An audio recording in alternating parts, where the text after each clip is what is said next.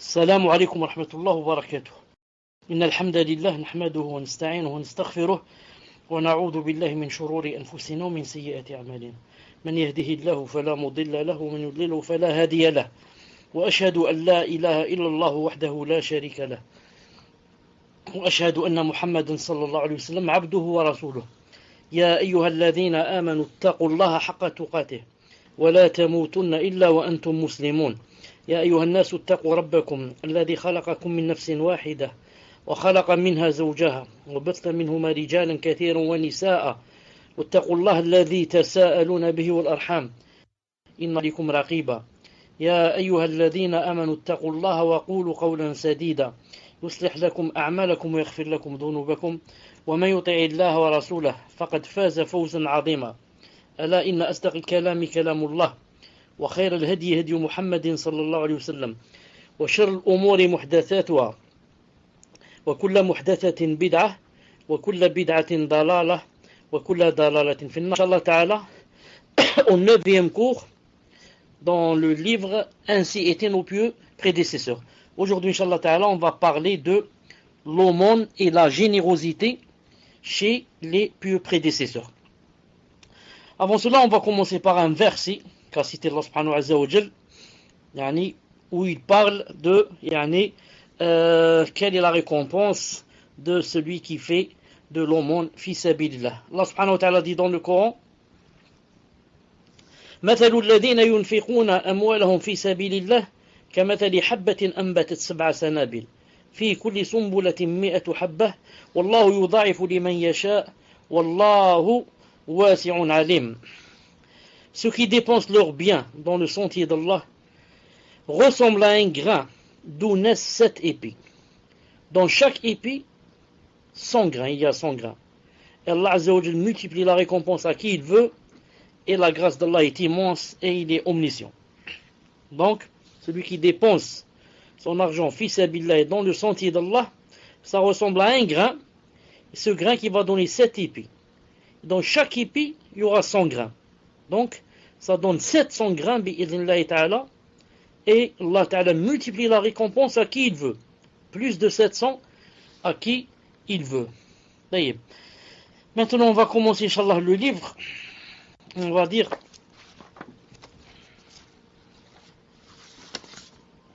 Bismillah ar-Rahman ar-Rahim, wassalatu wassalam ala ashraf al-mursalin. Nafi', le valet de Abdullah ibn Omar ibn Khattab, radiyallahu ta'ala anhuma, rapporte de Ibn Omar, le grand sahabi. Il a dit, le sahabi est très connu, il a dit: Ibn Omar rahimahullah est mort après avoir affranchi 1000 hommes ou plus. Car c'était son valet, il vivait donc avec lui, donc il savait ce qu'il faisait. Il a dit: Ibn Omar radiyallahu ta'ala anhu est mort après avoir affranchi 1000 hommes ou plus. Et c'est pas la peine de vous dire que affranchir un esclave, ce n'est pas facile. Ça demande beaucoup d'argent. Autrefois, pour affranchir un esclave, ça demandait assez d'argent. Et pourtant, Abdullah ibn Omar est mort après avoir affranchi 1000 hommes ou plus. Ça montre aussi que l'islam n'est pas venu pour demander l'esclavage. Par contre, il est venu pour affranchir les esclaves et rendre les gens libres bi'idhnillahi ta'ala. Nafi' rahimahullah rapporte. Il a dit: Ibn Omar désira une fois un poisson. Ibn Omar radiyallahu ta'ala anhu désira un poisson. Alors je lui ai acheté un poisson que j'ai grillé et posé devant lui. Alors, j'ai acheté un poisson que j'ai grillé et posé devant lui. À ce moment, quelqu'un vint demander l'aumône. À ce moment, un mendiant est venu demander l'aumône. Alors, Ibn Omar ordonna qu'on lui donne le poisson tel quel. Sans y avoir goûté. Sans y avoir même pas goûté. On proposa alors à Ibn Omar de donner à ce pauvre, au lieu du poisson, ce qui est la valeur plus importante. Mange le poisson, muhim, tu l'as souhaité, tu as voulu le manger, mange-le. Nous, on va lui donner, Inch'Allah Ta'ala, plus important que le poisson, mais il refusa. Mais il refusa. Pourquoi d'après vous? C'est clair, à cause qu'il y a un verset qui dit comme ça. Allah Azza wa Jalla a dit لن تنالوا البر حتى تنفقوا مما تحبون وما تنفقوا من شيء فإن الله به عليم. C'est-à-dire, vous n'atteindriez vraie piété que si vous faites aumône de ce que vous chérissez. Et Allah a dit, tout ce dont vous faites aumône ou bien largesse, Allah le sait certainement bien. Donc, qu'a dit Allah Ta'ala, jamais tu n'atteindras la piété jusqu'à ce que tu donnes en aumône de la chose que tu aimes. Je dis bien, on n'atteindra pas la piété jusqu'à ce qu'on donne de la chose qu'on aime. Et Allah Ta'ala, alhamdoulilah, n'a pas dit donnez ce que vous aimez, mais il a dit de ce que vous aimez. Je ne suis pas obligé de tout donner, mais je donne une partie de ce que j'aime. Mais des fois, ça tombe que des fois, par exemple, je donne un exemple, c'est tout. Par exemple, maintenant j'ai mes voisins, par exemple, c'est l'été, ou disons c'est l'hiver, c'est la même chose. C'est l'hiver, il fait très froid, par exemple, très froid. Et j'ai, par exemple, un petit chauffage. Et eux, par exemple, ils ont des enfants, ils sont vraiment des pauvres, et ils meurent de froid. Et plusieurs fois, les enfants tombent malades, des voisins, etc. Et moi, j'ai un chauffage, et eux n'en ont pas. Si maintenant, et je sais que ils sont vraiment à la recherche, que si quelqu'un pouvait leur offrir, parce qu'ils n'ont pas d'argent. Imaginez que je prenne le mien et que je leur donne, fils abillah, à cause des enfants qu'ils ont, pour qu'ils ne soient pas malades, à cause du grand froid, à cause de ceci, cela, et même si moi, je reste dans le froid. Si je peux faire une chose pareille, c'est que vraiment j'ai atteint la piété. Car j'ai fait largesse et au monde de la chose que je chéris. Pour moi, ce fourneau, je ne sais pas comment ça s'appelle, le chauffage dont je parlais, c'est vraiment une chose à laquelle, qui est chère pour moi. Si je peux la donner, fils abillah et mon privé, c'est que vraiment, j'ai atteint la piété. Regardez ici, Abdullah ibn Omar, il a quoi? Il voulait un poisson. On le lui a ramené grillé. Quand il est là, s'il le voit en train de griller, ça lui donne encore plus appétit de convoiter ce poisson et de le vouloir et de vouloir le manger. Ensuite, il y a quelqu'un qui vient frapper à la porte et au lieu de dire donnez-lui un peu de pain, ou alors donnez-lui un peu de riz, le riz d'hier, ou alors donnez-lui un peu de lentilles, il y a des lentilles d'hier qui sont dans le frigo, donnez-lui un peu. Non, donnez-lui ce poisson-là que je voudrais moi manger, donnez-le lui. D'ailleurs, les autres se sont étonnés, ils ont dit attends, laisse Abdullah, on va lui donner quelque chose de plus important. Il a dit non, il refusa. Il a dit je veux que vous lui donniez le poisson. Comme moi j'ai aimé le poisson, je voudrais donc donner ce poisson. Subhanallah al-Azim. Il y a aussi ici quelque chose qui ressemble à ça aussi, une seconde. Il y a quelque chose qui ressemble aussi à ça, c'est-à-dire qui rentre aussi dans le verset qu'on vient de citer. Un mendiant se présenta une fois à la porte de Rabi' rahimahullah. Rabi' ibn Khuthaym, l'un des grands salafs, qui dit, qu'est-ce qu'il a dit? Il a dit, nourrissez ce mendiant de sucre. Nourrissez ce mendiant de sucre. On lui a dit, il ne demande qu'à être nourri de pain sec. Le mendiant auquel tu dis, donnez-lui du sucre c'est à peu près comme de nos jours du miel. Tu nous demandes de lui donner du miel. Celui-là justement, il n'a demandé que du pain sec. Il a dit, nourrissez-le de sucre, car Rabi', c'est-à-dire car Rabi' aime le sucre. Allahu Akbar. Nourrissez-le de sucre, car Rabi', car moi, j'aime le sucre. Comme j'aime le sucre à moi-même, je l'aime pour autrui. Voilà comment, bi'idhnillah azza wa jal, atteindre la piété. J'arrête une seconde ici, car j'ai oublié J'ai oublié de lire la date d'aujourd'hui. Donc, nous sommes, bi'idhnillahi ta'ala, samedi, naam. Donc, afwan, nous sommes mercredi, 21 Muharram 1434 de l'Hégire, c'est-à-dire le 5 décembre 2012, bi'idhnillahi subhanahu wa ta'ala. Abu Aliya, rahimahullah, rapporte, a dit, j'ai été chez Aïcha, Aïcha notre mère, radiyallahu ta'ala anha, la pure, la sainte, alors que des femmes se trouvaient chez elle, lorsqu'un mendiant vint la trouver, Aïcha, radiyallahu ta'ala, et elle ordonna qu'on lui donne un grain de raisin. Elle ordonna alors qu'on lui donne un grain de raisin. Les femmes qui étaient assises autour d'elle s'étonnèrent. Alors elle dit, il contient de nombreux pépins. Elle a dit, le grain que j'ai donné, ne contient-il pas de nombreux pépins? Dans une autre version, Allah subhanahu wa ta'ala a dit, elle a dit comme ça, Allah subhanahu wa ta'ala a dit, فَمَنْ يَعْمَلْ مِثْقَالَ ذَرَّةٍ خَيْرًا يَرَهُ فَمَنْ يَعْمَلْ مِثْقَالَ ذَرَّةٍ خَيْرًا يَرَهُ. Allah subhanahu wa ta'ala a dit, quiconque fait un bien, fût-ce du poids d'un atome, il le verra. Et dans ce grain, combien qu'il y a d'atomes? Naam. Quiconque fait un bien, fût-ce d'un poids d'un atome, il le verra. Et dans ce grain, combien qu'il y a d'atomes? J'ouvre une parenthèse ici pour dire, lorsque Allah subhanahu wa ta'ala dit en arabe, فَمَنْ يَعْمَلْ مِثْقَالَ ذَرَّةٍ خَيْرًا يَرَهُ.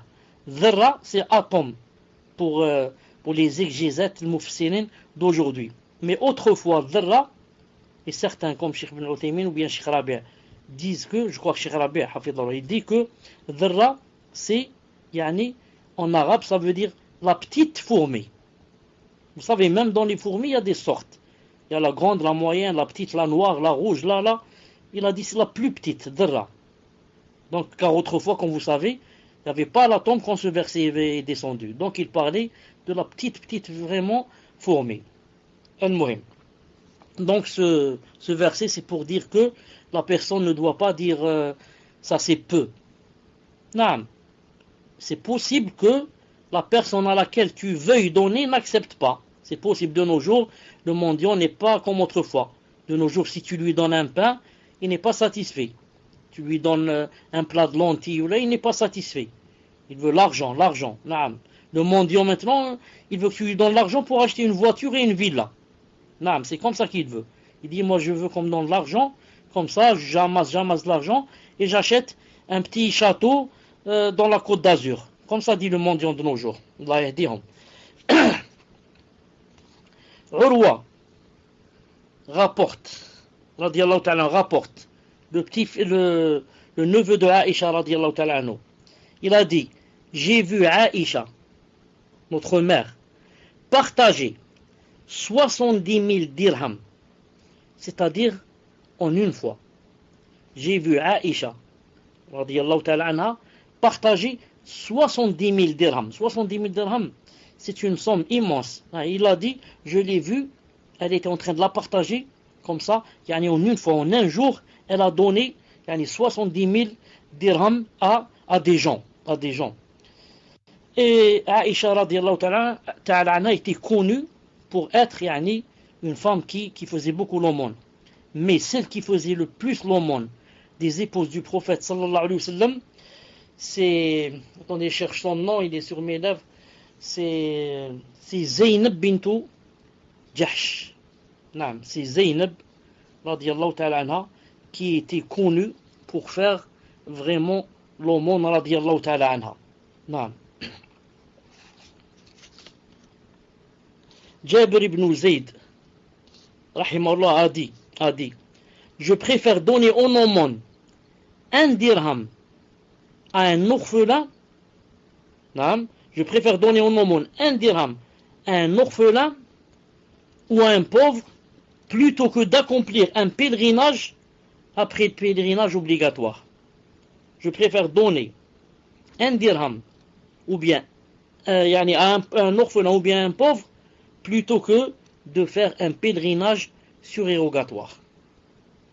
Car ils connaissent c'est quoi le statut de faire l'aumône. Ibn al-Manhal al-Ta'i rapporte, il a dit que Ali ibn al-Hussein, lorsque Ali ibn al-Hussein, vous connaissez tous, radiallahu ta'ala, le fils de Ali, il a dit lorsque Ali ibn al-Hussein donnait une aumône à un mendiant, il l'embrassait d'abord puis l'a donnée. Lorsque Ali ibn al-Hussein donnait une aumône à un mendiant, il l'embrassait d'abord puis la lui donnait. Dans une autre version, il y a un salaf comme ça, que j'ai lu que lorsqu'il voulait donner une aumône, il la parfumait d'abord. Il parfumait d'abord l'aumône. Il mettait un peu de parfum ou de musc sur l'aumône. Quand on lui a dit pourquoi tu fais ça, il disait je la parfume car je sais qu'avant qu'elle ne soit mise, cette aumône, qu'avant qu'elle ne soit mise dans les mains du pauvre, elle sera d'abord mise dans les mains d'Allah. Naam. En fait, toi quand tu donnes l'aumône au pauvre, elle va où? Elle va chez Allah subhanahu wa ta'ala qui va te la cacher pour le jour de Yawm al-Qiyamah. Donc, elle commence par Allah subhanahu wa ta'ala, ensuite, c'est l'autre qui la prend, car s'il la décide qu'il ne va pas la prendre, il ne va pas la lui donner. Avant que tu la mettes dans ses mains, il tombe mort, il ne va pas la prendre. Il a dit alors, je parfumerai l'aumône, car je sais que d'abord, elle sera mise dans les mains d'Allah subhanahu wa ta'ala. Ensuite, elle sera mise dans les mains du pauvre. Ibrahim ibn Bashar, rahimahullah, a dit, je suis passé en compagnie de Ibrahim ibn Adham dans une ville appelée Tripoli, Tarabulls. Alors que j'avais avec moi 2 miches de pain. Et que nous ne possédions rien d'autre. Un mendiant arriva et Ibn Adham me dit, il m'a dit, donne-lui. L'autre a dit, je me suis arrêté, c'est-à-dire j'ai pas donné. Et il me redit, qu'as-tu? Donne-lui. Il a dit, je lui ai donc donné un miche de pain ou bien les miches en m'étonnant de son acte. Comment je vais donner les 2 miches de pain alors que nous sommes 2, on va rester sans pain. Il me répondit, Ibn Adham me répondit, ô Abu Ishaq, tu verras demain ce que tu n'as jamais vu. Demain, c'est-à-dire quand tu vas rencontrer Allah Azza wa Jal, tu verras ce que tu n'as jamais vu. Et sache que tu verras ce que tu as donné et non ce que tu as gardé. Et sache que tu verras demain chez Allah subhanahu wa ta'ala, qu'est-ce que tu verras? Ce que tu as donné. Et non pas ce que tu as, quand l'ordre de ton Seigneur va te surprendre. Non, mais on va te t'ôter l'âme. Ces propos, il a dit, me firent pleurer et mépriser ce bas monde. Il a dit, quand j'ai entendu Ibn al-Adham dire comme ça m'a fait pleurer et ça m'a fait mépriser ce bas monde. Comment les salafs, radiyallahu ta'ala anhum, pensent. En fait, c'est vrai. Ce qu'on donne, c'est ça ce qui va rester et c'est ça ce qu'on va voir. Et ce qu'on laisse et ce qu'on ne donne pas, c'est ce qu'on ne va pas voir là-bas dans l'au-delà. Ça me rappelle un hadith du prophète sallallahu alayhi wa sallam qui est authentique. Cheikh Al-Albani rahimahullah a dit hadith authentique. Une fois, le prophète sallallahu alayhi wa sallam avait égorgé un mouton, ou bien on lui avait fait don d'un mouton ou alors d'une grande. Et en allant comme ça à la prière, avant de sortir, il a dit à Aïcha, fais l'aumône. Quand il est revenu, il a trouvé que elle en avait donné beaucoup, elle avait laissé seulement quoi? Seulement l'épaule de ce mouton. Alors, elle lui a dit, radiallahu ta'ala, quand il lui a dit, tu as donné, qu'est-ce que tu as donné? Elle lui a dit, radiallahu ta'ala, anha, naam, j'ai donné, il ne reste que l'épaule. J'ai tout donné, il ne reste que l'épaule. Qu'est-ce qu'il a répondu, sallallahu alayhi wa sallam? Justement, il a répondu le contraire. Il a dit, il reste tout, sauf l'épaule. Toi, tu dis, j'ai tout donné, il reste seulement l'épaule. Et moi, je dis, il reste tout, sauf l'épaule. Ça veut dire que, sauf l'épaule que tu n'as pas donné. Et c'est justement l'épaule que tu n'as pas donné que on ne va pas trouver demain quand on va rencontrer Allah. On va on va trouver demain quand on va Paul. C'est dommage que tu l'as pas donné. Comme ça, a voulu dire sallallahu alayhi wa sallam. Et elle, bien sûr, elle a dit le contraire. Elle a dit j'ai tout donné sauf l'épaule. Il a dit justement, c'est l'épaule. Tu n'as rien donné sauf l'épaule. Ou alors quelque chose comme ça. Tout ce que tu as donné, d'accord, mais il reste l'épaule. L'épaule que tu n'as pas donnée, c'est celle-là qu'on ne va pas trouver quand on va rencontrer Allah subhanahu wa ta'ala. Muhammad ibn Ka'b al-Quradi. Muhammad ibn Ka'b al-Quradi, rahimahullah, possédait des biens à Médine. Une fois, des biens lui parvinrent, d'autres biens. Alors on lui dit, garde-les pour ton fils. Garde ces biens pour ton fils, demain, tu vas grandir, mashallah, il va trouver ses biens, etc. Il a répondu, non, je les garde pour moi auprès de mon Seigneur. C'est-à-dire, je vais les donner pour les trouver demain quand je rencontre mon Seigneur. Non, je les garde pour moi auprès de mon Seigneur et je laisse mon Seigneur à mon fils. Subhanallah al-Azim. Ces biens-là, je les garde pour moi auprès de mon Seigneur et je laisse mon Seigneur à mon fils. Je laisse mon Seigneur à mon fils. Al-Ahnaf ibn Qais rahimahullah vit un dirham dans la main d'un homme et il lui demanda, pour qui est-ce? Pour qui est ce dirham? Il répondit, pour moi. Il lui dit alors, il n'est pour toi que si tu le dépenses pour obtenir une récompense ou en ce qui sera une forme de reconnaissance. Non. Ne dis pas de cet argent, de l'argent que tu as, qu'il est pour toi. Il ne sera pour toi que s'il est dépensé fi sabilillah. Car s'il ne sera pas fi sabilillah, il ne sera pas pour toi. La preuve, demain tu ne vas pas voir cet argent. Non. C'est-à-dire les récompenses que si tu l'avais donné fi sabilillah, tu aurais trouvé demain des récompenses devant Allah subhanahu wa ta'ala. Donc tant que cet argent ne va pas fi sabilillah, tu ne peux pas dire qu'il est vraiment pour toi. Il peut même être contre toi. Tu pourrais même trouver quoi? Des péchés demain devant Allah subhanahu wa ta'ala, pour avoir fait des péchés avec cet argent. Al-Hassan al-Basri, rahimahullah, a dit, Hassan al-Basri, rahimahullah, a dit, très connu, il a dit, quels bons esclaves sont le dinar et le dirham. Ils ne te sont utiles que lorsque tu t'en sépares. C'est vrai, Allahu Akbar. Quels bons esclaves sont le dinar et le dirham. De vrais esclaves. Ils ne te sont utiles que lorsque tu t'en sépares. Si tu t'en sépares, c'est là que, alhamdoulilah, ils t'ont été utiles. Surtout, bien sûr, si tu t'en es séparé de fissabillah. On est dans fissabillah. Là, vraiment, ils t'ont été utiles. Sinon, tu deviens leurs esclaves. La personne devient leurs esclaves. Car du matin au soir, elle ne pense qu'à eux, qu'est-ce qu'elle va faire, qu'est-ce qu'elle va acheter avec, ceci, cela. Elle devient un esclave. C'est pour ça que le prophète sallallahu alayhi wa sallam a dit dans un hadith authentique, vous connaissez tous, je pense, il a dit, Ta'isa abdul dinar. Malheureux est l'esclave du dinar. Ta'isa abdul dirham. Malheureux est l'esclave du dirham. Ta'isa abdul khamila. Ta'isa abdul qatifa. Malheureux est l'esclave de la soie. L'esclave du satin, je crois aussi, il a dit. Naam. Il y a des gens qui sont vraiment esclaves du matériel en général et de l'argent en particulier. Ils sont des esclaves. Naam. Ici, le hadith a dit abd, l'esclave, subhanallah. Abd, ou alors l'adorateur de l'argent, au point où il devient son esclave. Et ce qui fait vraiment de la peine, c'est que beaucoup de gens meurent sans avoir utilisé leur argent. Subhanallah al-Azim.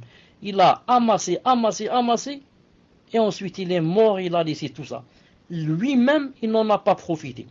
Lui-même, il est peut-être mort en ayant faim, en voulant manger des choses, et il ne les a pas mangées par avarice. Il voulait cacher de l'argent. Et plus grave que cela, que quand il meurt, ses héritiers vont les utiliser peut-être dans le haram. Très grave. Non seulement tu n'as pas profité de ton argent, mais encore quoi? Tes héritiers vont profiter de cet argent et le manger. Et peut-être l'employer dans le haram. Dans le haram, a'udhu billah. Non.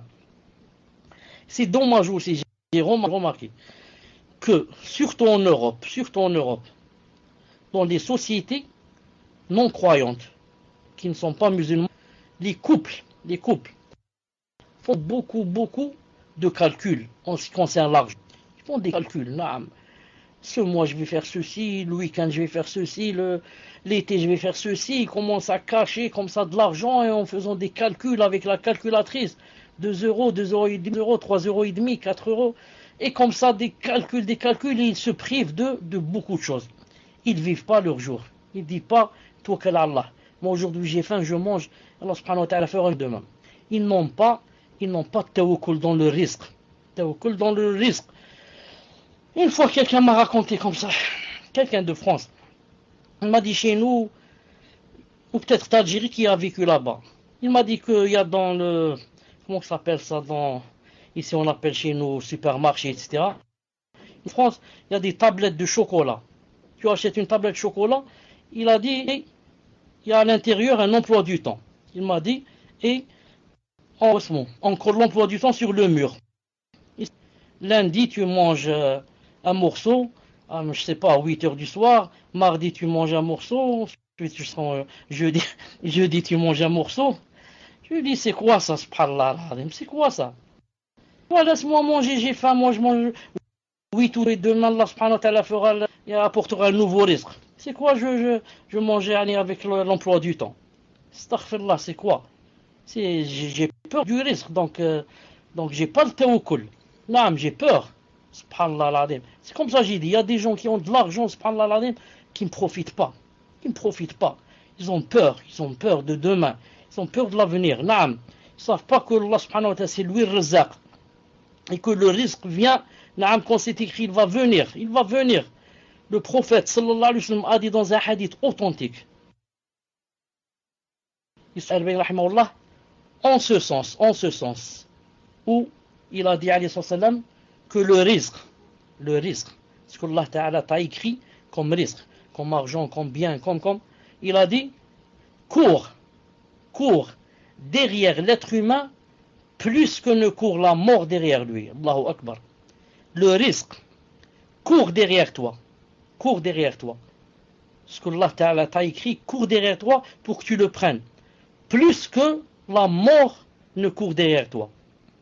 Est-ce que quelqu'un peut sauver de la mort? La mort est derrière nous, elle court pour nous attraper. Le jour venu, elle va nous attraper. Est-ce que quelqu'un peut sauver? C'est impossible. Il a dit le risque, c'est plus que la mort. Tu ne mourras pas, comme a dit alayhi salam, aucune âme ne mourra jusqu'à ce qu'elle prenne son risque que Allah Ta'ala a écrit. Aucune âme ne mourra jusqu'à ce qu'elle prenne son risque, comme a dit le prophète alayhi salam. Ensuite il a dit fajmilu fi talab. Alors si vous demandez le risque, il a dit embellissez-vous dans la demande, faites une belle demande.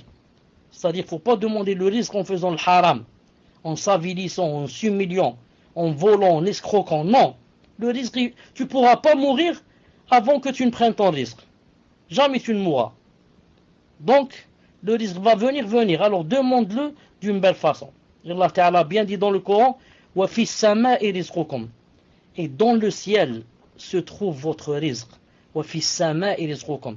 Il t'a dit il est dans le ciel pour que tu fasses le tawakkul, pour que Allah Ta'ala te le fasse descendre. Et pour que tu n'aies pas peur, pour que tu dises pas il est chez les gens. Mon risque est chez les gens. J'ai peur qu'ils ne le donnent pas. Non, Allah Ta'ala t'a dit wa fis sama'i rizqukum. C'est dans le ciel qu'il y a ton risque. Il n'est pas chez les gens en bas. C'est pas la peine de t'avilir et d'aller pleurer chez les gens. Il est dans le ciel. Fais des doigts pour que Allah Ta'ala te le descende. Fais des doigts et fais des démarches bien sûr. Et Allah Ta'ala te le fera descendre bi'idnillahi Ta'ala.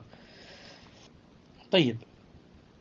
Yahya ibn Mu'adh a dit rahimahullah, je ne connais aucun grain pesant aussi lourd que les montagnes de ce bas monde, si ce n'est le grain donné en aumône. Aucun grain n'est aussi lourd que les montagnes de cette dunya. Sauf quoi? Sauf le grain que tu donnes fi sabilillah. Celui-là, il est vraiment lourd. Naam. Ibrahim Ibn Muhammad Ibn Abdul Aziz rahimahullah rapporte. Il a dit, j'ai sorti le testament de mon père. Mon père avait fait un testament, alors je l'ai sorti et il m'ordonna d'écrire. Il m'ordonna d'écrire une part en faveur de ses proches et des membres de sa famille. Il m'a dit, et comme vous savez que dans le testament, c'est interdit d'écrire quelque chose pour quelqu'un qui va hériter. On ne peut pas écrire pour notre fils ou là notre fille ou là notre père ou là notre mère parce qu'ils vont nous hériter. Il a dit, donc il a écrit à des proches et des membres de sa famille. Il a dit à son fils, écris par exemple à mon cousin telle chose, écris à mon frère telle chose, car le frère n'hérite pas comme vous savez quand on a des enfants. Puis mon père me dit, rappelle-toi, avons-nous oublié quelqu'un dans le testament? J'ai dit non. Il a dit si. On a oublié quelqu'un, on ne lui a pas donné. Si. C'est qui? Il a dit cet homme que j'ai rencontré et qui m'a adressé un beau salut. Et dans la description est celle-ci. Il m'a fait la description. Il a dit, inscris-lui 10 dinars en or. Inscris-lui 10 dinars en or. Naam. Pourquoi? Parce que c'est quelqu'un qui m'a fait une bonne salutation quand il m'a rencontré et son comportement m'a plu, même s'il n'est pas de ma famille, naam, même s'il n'est pas proche, il a dit, inscris-lui 10 dinars en or. Allahu Akbar. Et comme on les salaf, l'argent pour eux ne valait rien. Naam. Ensuite, remarquez aussi dans ce hadith que, non, pas dans celui-là, dans celui qui va venir. Celui-là, Ata rahimahullah a dit, écoutez ce qu'il a dit, un dirham que je donne à un proche, mais préférable à un dinar que je donne à un nécessiteux. Pourtant, vous savez, le dinar, c'est 12 dirhams. Le dinar, c'est 12 dirhams. Il a dit, un dinar que je donne à un proche, mais préférable à un dinar que je donne à un nécessiteux. Ensuite, il a dit, oh Abu Abdurrahman, l'autre il lui a dit, oh Abu Abdurrahman, même si ce proche est aussi riche que moi, il a dit, même s'il est plus riche que toi.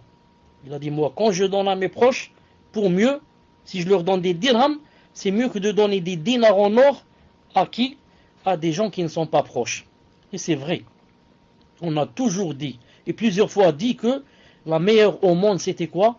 L'aumône dans les proches. Et vous connaissez le hadith de Zaynab, la femme de Abdullah ibn Mas'ud, qui a voulu donner l'aumône ou sa zakat à des proches, et qu'Abdullah ibn Mas'ud avait dit non, ou alors elle voulait donner à son mari, elle a dit mais je donne pas jusqu'à ce que je demande au prophète sallallahu alayhi wa sallam.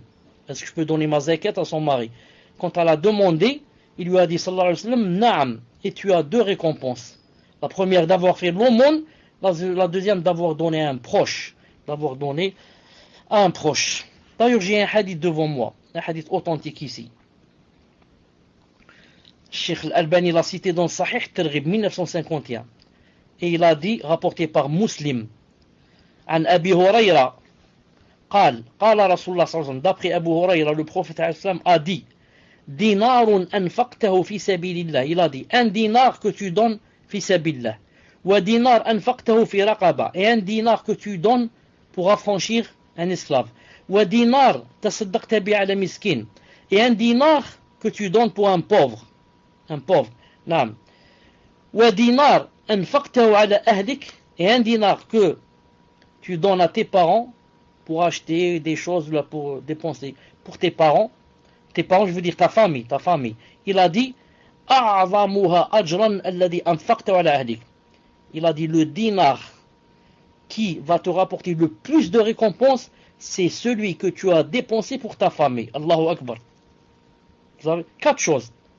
Un dinar que tu donnes fi sabilillah, ou bien celui que tu donnes pour affranchir un esclave, ou bien celui que tu donnes pour un pauvre, ou bien celui que tu donnes pour ta famille. Celui que tu donnes pour ta famille, c'est celui qui va te rapporter le plus de récompenses. Allahu Akbar. La famille, comme a dit le prophète sallallahu alayhi wa sallam dans un hadith de Bukhari, il a dit, et la cuillère que tu mets dans la bouche de ta femme, si c'est fi sabilillah, si tu la mets fi sabilillah, tu auras une récompense pour cela.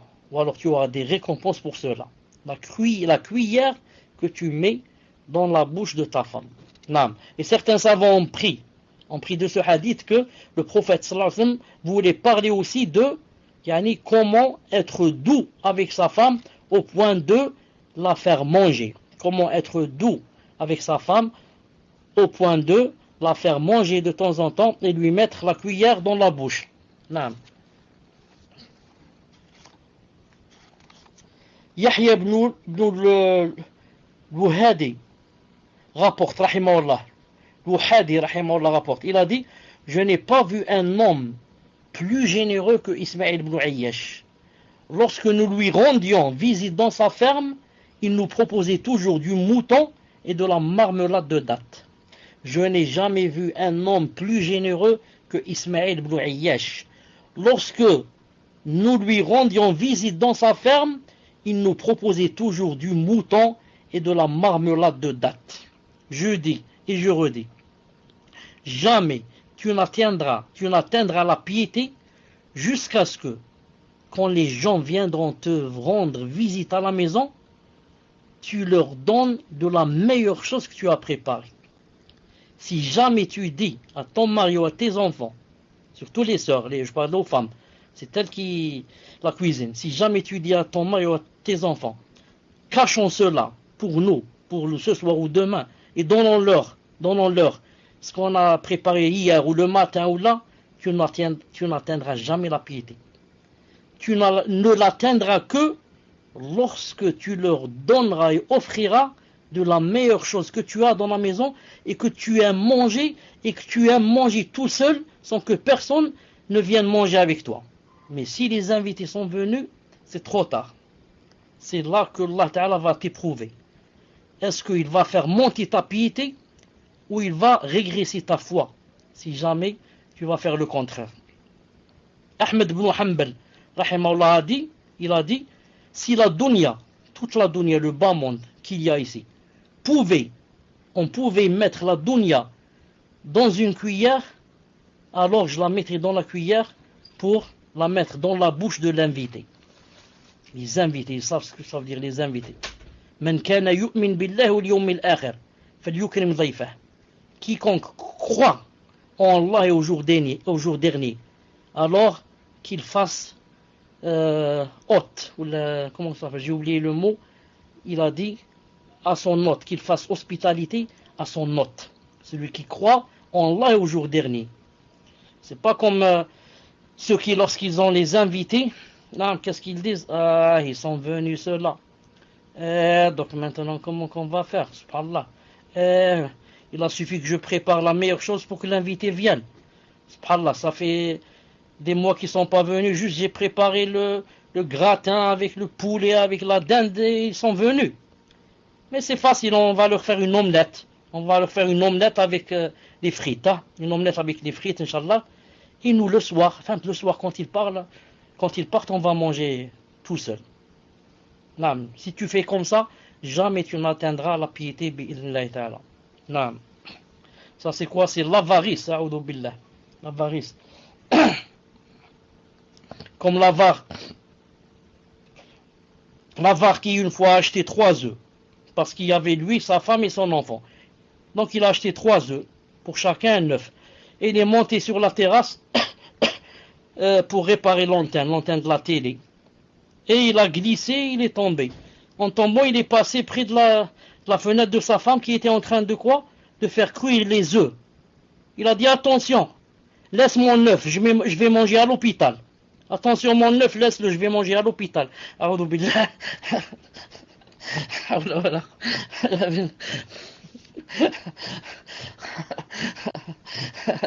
Subhanallah.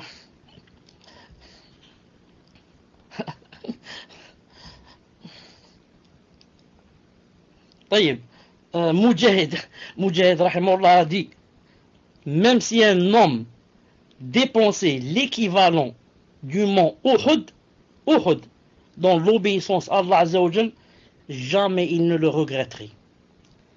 Même si un homme dépensait l'équivalent du mont Uhud, le mont Uhud, très connu. Il a dit si quelqu'un dépensait l'équivalent de ce mont dans l'obéissance d'Allah, jamais il ne le regretterait. Ensuite, comment? Dites-moi, comment il va le regretter alors que demain, il va trouver ça devant lui?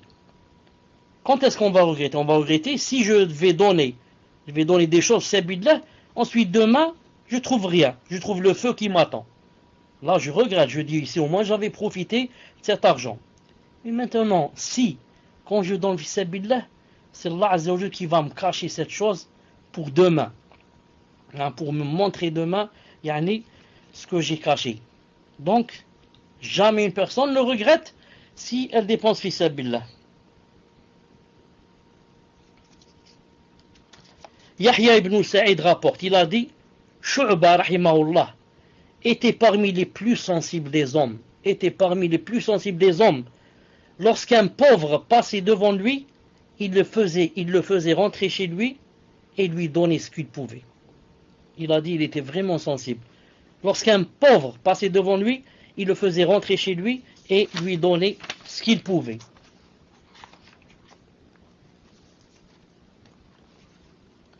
Al-Hassan rapporte, rahimahullah. Il a dit, par Allah, j'ai connu des gens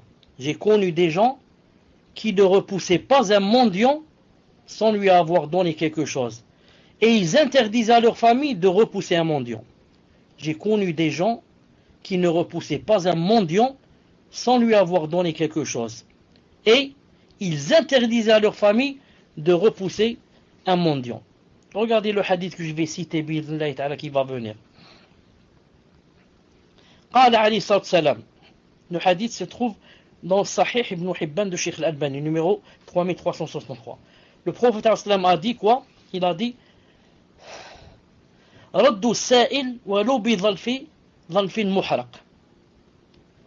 رد السائل ولو بظلف محرق. Ça veut dire la tarudduh. Il a dit, quand quelqu'un vient demander l'aumône, ne le repoussez pas. Même s'il faut que vous lui donniez un sabot grillé, un sabot brûlé. Vous savez le sabot du mouton, le pied du mouton, ensuite au bas du pied, qu'est-ce qu'il y a? Il y a comme un sabot. Ce sabot, il ne se mange pas, le pied se mange, d'accord, mais pas le sabot. Il a dit, même si vous lui donnez un sabot grillé, là, donnez-le lui. Le muhim, ne le repoussez pas, ne le rendez pas les mains vides. C'est comme ça qu'étaient les salaf, rahimahumullah et radiyallahu ta'ala anhum. Il faut dire que appliquer ce hadith de nos jours devient difficile. Pourquoi? Parce qu'il y a des gens qui, tu sais d'avance que ce n'est pas un vrai mendiant. Et tu sais que c'est un escroc qui se cache derrière le mendiant. C'est pas un mendiant, c'est quelqu'un qui est venu ramasser de l'argent pour aller acheter une voiture et pour... D'ailleurs, ils les ont suivis, certains les ont suivis, même la télé, une fois ils ont fait un court-métrage et quelque chose comme ça, un documentaire sur ces gens-là. Une femme, ils l'ont suivi jusqu'à chez elle, ils ont trouvé qu'elle habitait dans un château. Alors qu'elle et ses enfants, chaque jour, qu'est-ce qu'ils font? Ils demandent l'aumône, subhanallah. Je dis, donc ce hadith, inshallah ta'ala, nous on va l'appliquer. On ne rend pas le pauvre, même si on doit lui donner n'importe quoi, on l'applique quand on sent que c'est vraiment un pauvre. Des fois, tu sens comme ça dans ton cœur que cette personne est vraiment pauvre. Si c'est le cas, il ne faut pas lui rendre, même si on doit lui donner le minimum. Mais si c'est quelqu'un qui donne des doutes comme ça, et quelqu'un qui ne nous convainc pas, donc pour nous, ce n'est pas un mendiant, ce n'est pas le mendiant dont a parlé le prophète sallallahu alayhi wa sallam.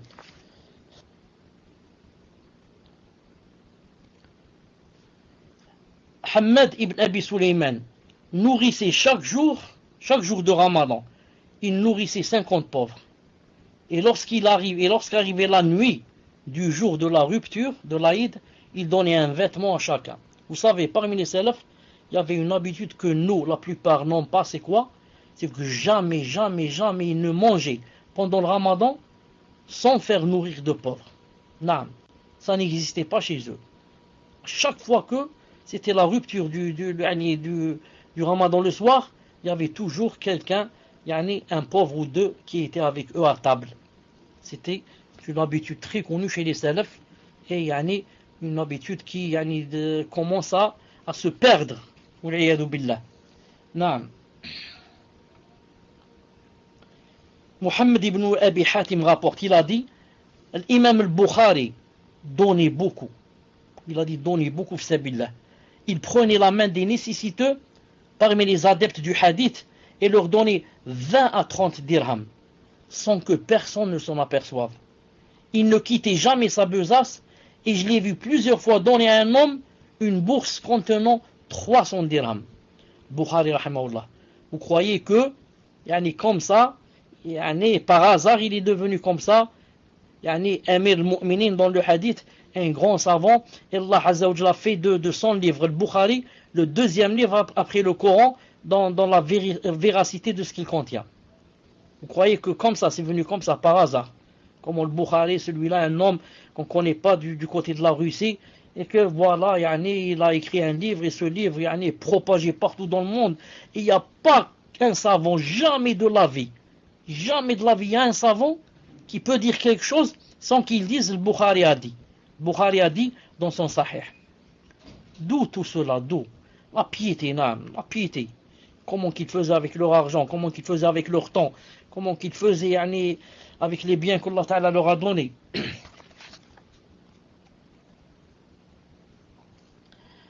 Al-Hussein ibn Hafs, rahimahullah. Al-Hussein ibn Hafs, rahimahullah. Est-ce que vous m'entendez? Alhamdulillah. Al-Hussein ibn Hafs, rahimahullah, gagnait chaque année 100 000 dirhams. Gagne 100 000 dirhams. Et malgré tout, il n'a jamais fait la zakat. Allahu Akbar. Pourquoi? Il gagne 100 000 dinars et ne fait jamais la zakat. Naam. Pourquoi? En raison des dons qu'il faisait aux savants du hadith et aux adeptes de la science.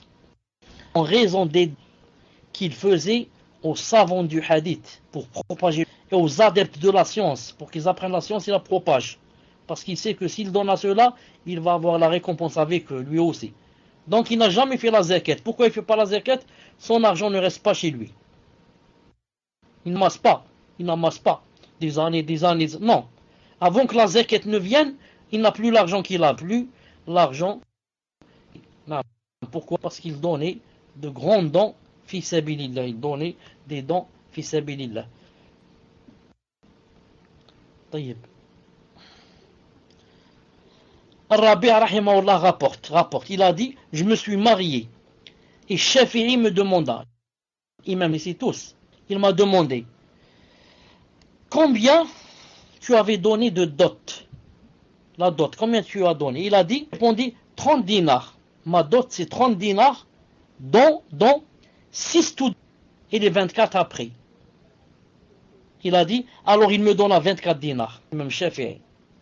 Il a demandé à quelqu'un, c'est combien ta dot? 30. J'ai donné 6 et j'ai 24. On va dire, voilà 24 maintenant. Et il lui a donné 24 dinars de suite. Un dinar en or. 24 dinars en or. Non. Imam Shafi'i. C'est pas n'importe qui pour devenir imam comme ça. Sha'ba, rahimahullah. Attendez une seconde. Shayba ibn Nu'ama rapporte, rahimahullah, il a dit, Ali ibn al-Hussein était connu pour être pingre. Mais lorsqu'il est mort, on s'est aperçu qu'il nourrissait 100 familles de Médine. Jarir rapporte, lorsqu'il décéda, on vit sur son dos les traces des fagots qu'il portait de nuit aux pauvres. Allahu Akbar. Il paraissait pingre, mais lorsqu'il est mort, on a trouvé, alors on s'est aperçu qu'il nourrissait 100 familles de Médine. 100 familles, naam, il les nourrissait bilna ta'ala. Et lorsqu'il décède, on vit sur son dos les traces des fagots qu'il portait aux pauvres. Allahu Akbar. Naam. Moi je connaissais quelqu'un, peut-être je vous ai parlé de lui, peut-être je vous ai parlé de lui, Allahu Alam. Est-ce que vous m'entendez d'abord? Alhamdulillah. Je connaissais quelqu'un, cette personne, naam, c'était connu que quelqu'un qui aimait vraiment le din, et appliquer. Et une personne à laquelle Allah subhanahu wa ta'ala avait donné, était assez riche, pas très riche, mais assez riche. Mais elle faisait beaucoup, de dons fissabillah. Beaucoup de dons fissabillah.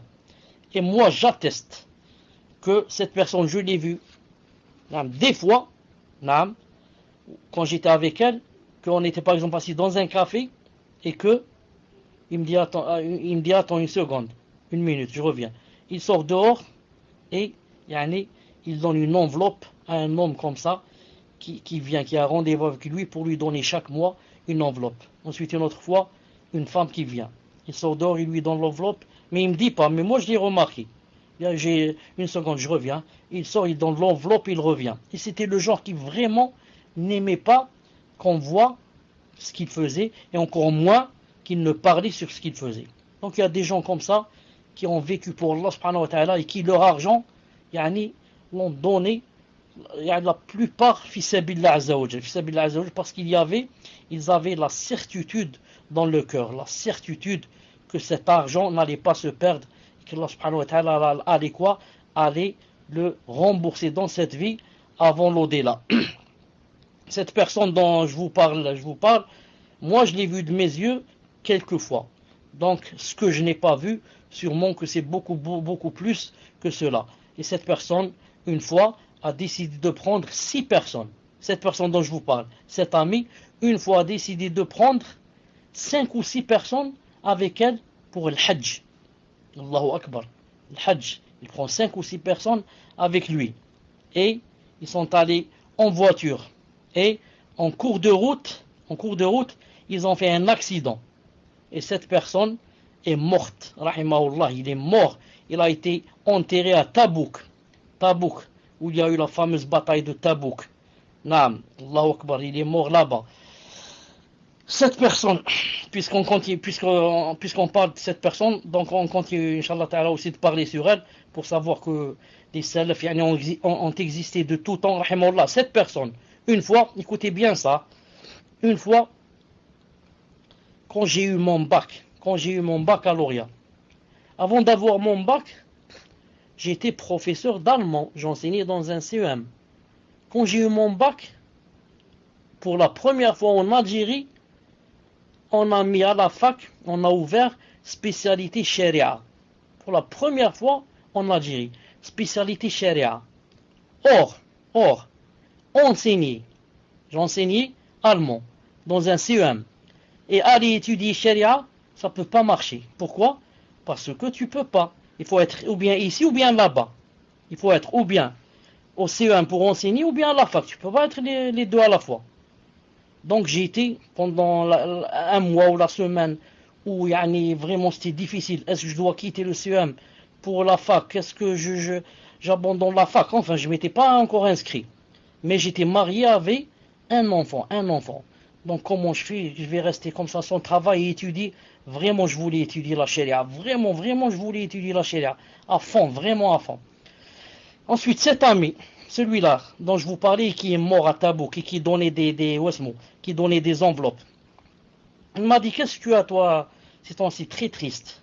Je lui ai dit, voilà ce qui s'est passé. Maintenant, je veux étudier à la fac.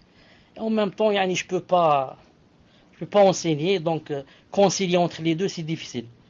Il m'a dit, combien on te donne au CEM? J'ai dit à l'époque c'était 1000 dinars ou 1500, quelque chose comme ça, j'ai oublié.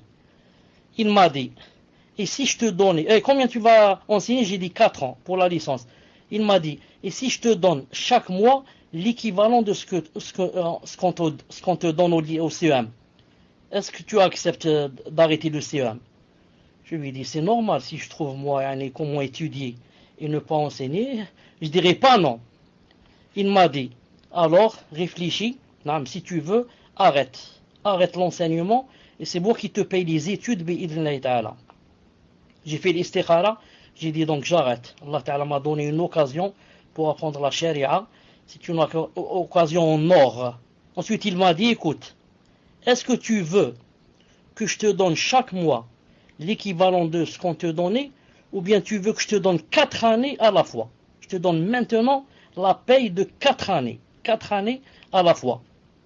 Allahu Akbar. J'ai dit non, barakallahu fik.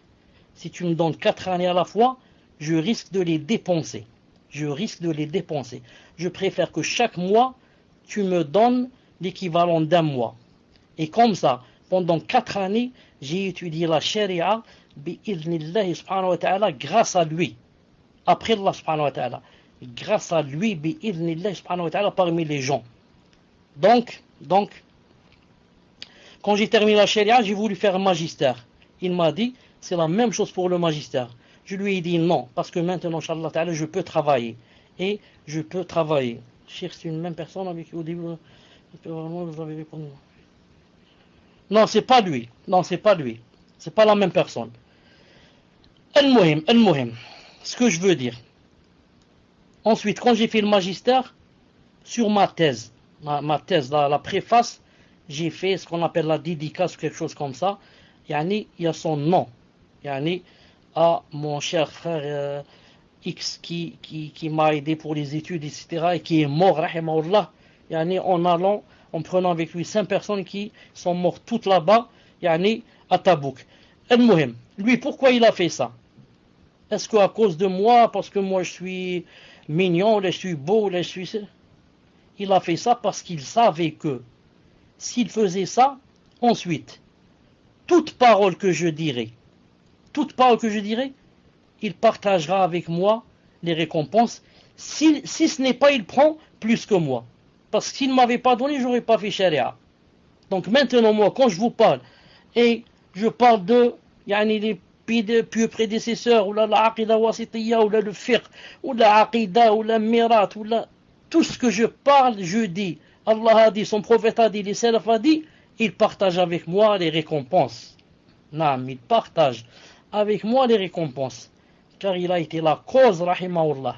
Il a été la cause, rahimahullah, de ma licence de sharia, bi'idhnillah subhanahu wa ta'ala. Puisse Allah subhanahu wa ta'ala l'englober dans sa miséricorde. Qu'il est mort maintenant. Puisse Allah subhanahu wa ta'ala l'englober dans sa miséricorde.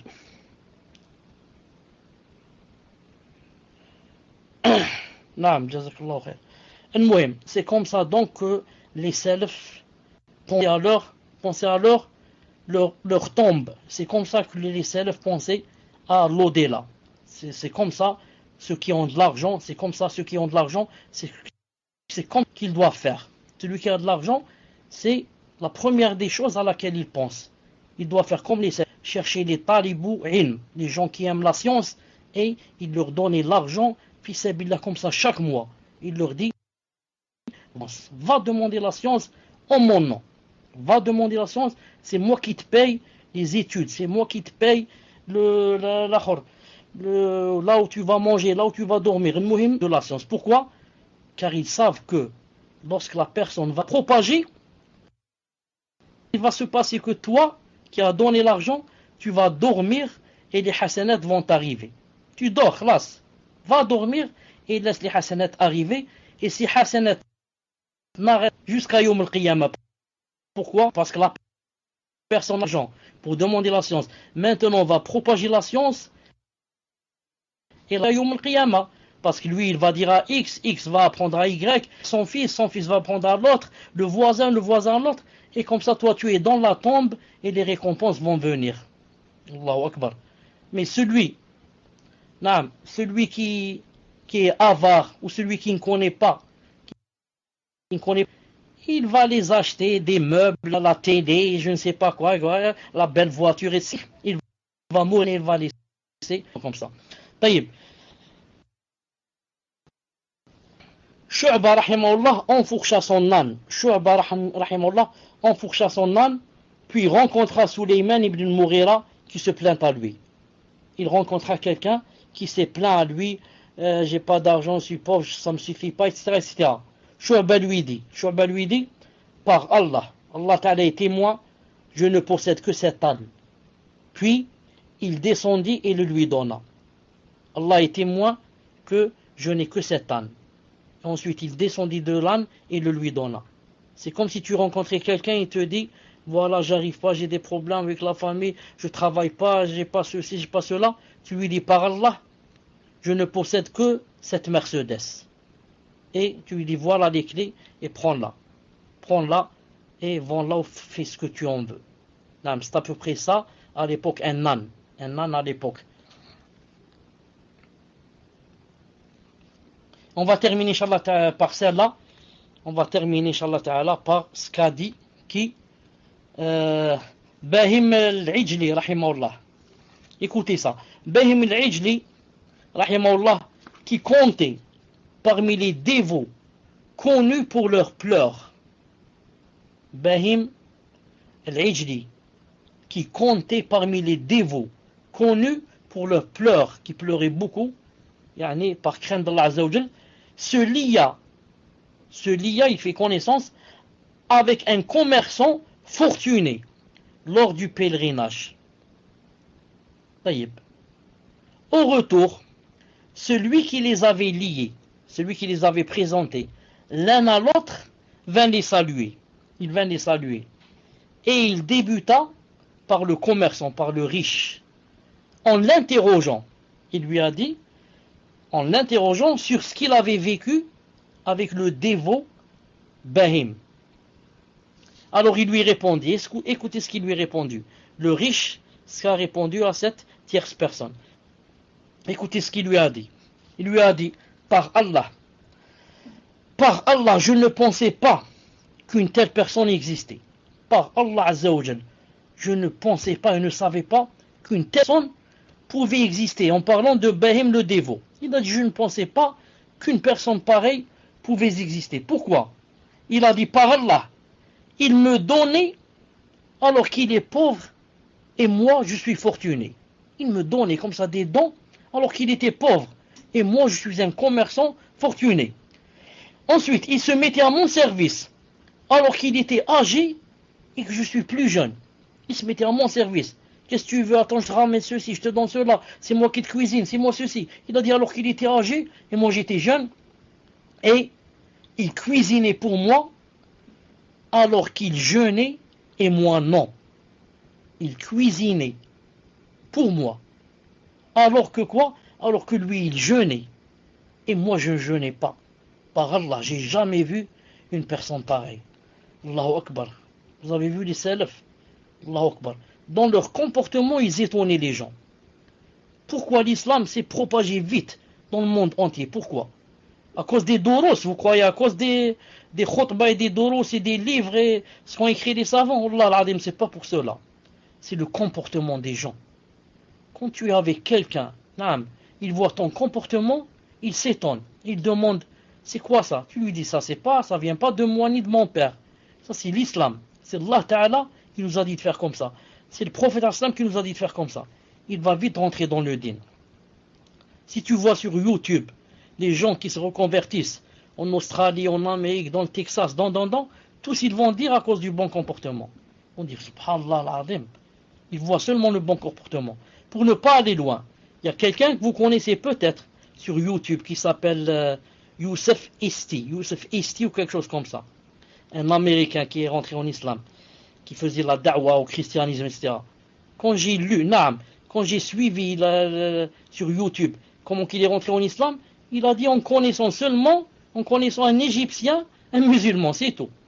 Et il a dit, je l'ai ramené pour vendre avec moi, il a dit j'ai caché comme ça des choses qui sont pas bien derrière, et j'ai mis les belles choses avant, je lui ai dit vends ça, il m'a dit non, moi je fais pas comme ça. J'ai dit pourquoi? Il a dit en islam c'est interdit, il a dit ma religion m'interdit de faire comme ça, de berner les gens et de les tromper. Il a dit ça lui a fait un déclic, Donc c'est surtout le comportement qui attire les gens vers l'islam. Ce n'est pas le fait de savoir parler ou de savoir citer les hadiths ou. Les hadiths, etc., tu les trouves, tu en as besoin quand tu veux expliquer, quand tu veux faire la da'wa, quand. Mais pour attirer vers l'islam, il faut surtout avoir un bon comportement. Voilà, Inch'Allah Ta'ala, j'arrête ici, bi'idhnillahi Ta'ala. Puisse Allah subhanahu wa ta'ala nous aider à être généreux, puisse Allah subhanahu wa ta'ala nous aider à vaincre l'avarice, puisse Allah subhanahu wa ta'ala nous aider à nous aider. C'est pas il nous aide il nous aide pour qu'on nous aide nous-mêmes, pour qu'on fasse quelque chose qu'on trouve demain. Subhanallah al-Azim. Ce que tu donnes, c'est pour toi. Ce que tu donnes, c'est pour toi, c'est pas pour un autre.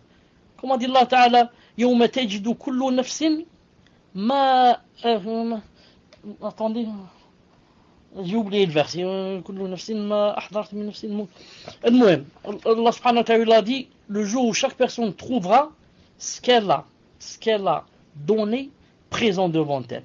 Voilà, يوم تجد كل نفس ما قدمت من خير محضرة ما عملت من خير محضرة وما عملت من سوء. نعم. Donc, c'est le jour où la personne trouvera ce qu'elle a présenté devant elle. Donc, ce qu'on fait, c'est pour nous, mais nous, le shaitan ne nous laisse pas, l'avarice ne nous laisse pas, notre nefs ne nous laisse pas, elle ne nous laisse pas faire le bien pour profiter de ce bien. Subhanallah al-Azim. Moi, je veux faire du bien pour trouver demain dans ma tombe, et le shaitan ne me laisse pas, et l'avarice ne me laisse pas. Ils veulent quoi? Ils veulent ma perdition, a'udhu billah. Puis Allah subhanahu wa ta'ala nous